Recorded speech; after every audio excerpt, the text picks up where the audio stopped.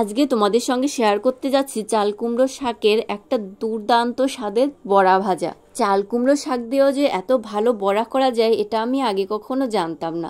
চাল কুমড়ো শাকের তরকারি যেমন চিংড়ি মাছ দিয়ে খেয়েছি, কিন্তু এর বড়া আমি কখনো খাইনি। তো মা বলল ডালের সঙ্গে খাওয়ার জন্য এই বড়াটা করো, তার জন্য আমাকে বলে দিল প্রসেসগুলো, আর আমি সেইগুলো মেনটেন করে কাজ শুরু করে দিলাম। তো প্রথমে চাল কুমড়ো শাকের যে ডাটা থেকে শাকগুলো ছাড়িয়ে নিলাম, এরপর এরকম কুচি কুচি করে কেটে নিয়েছি।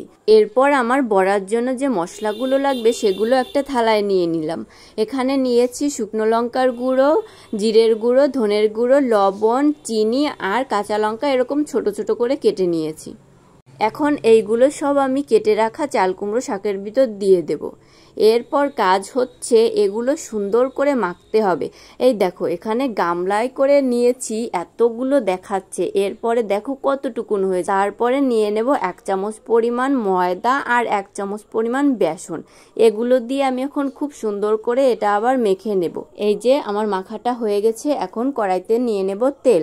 আর তেলটা ভালো করে গরম করে নেওয়ার পর গ্যাসটা আবার সিম করে দিয়ে এখন আমি মেখে রাখা শাকগুলো ছোট ছোট বড়ার মতো করে কড়াইতে দিয়ে দেব। এখানে অনেকের মনে একটা প্রশ্ন আসতে পারে যে এখানে কি হলুদ বা পেঁয়াজ রসুন এগুলো ব্যবহার করা যাবে না?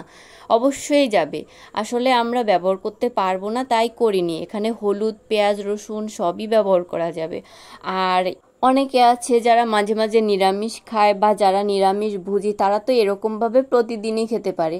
এখানে আমিষের কোনো কিছু ব্যবহার করা হচ্ছে না, তাই ডালের সঙ্গে বা শুধু ভাতের সঙ্গেও খেতে পারো, বেশ ভালো লাগবে।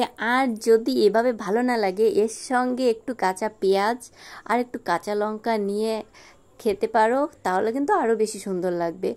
আর এভাবে যারা নিরামিষ খায় তারা তো এভাবেই খাবে, অবশ্যই সঙ্গে একটু কাঁচা লঙ্কা নিতে পারে।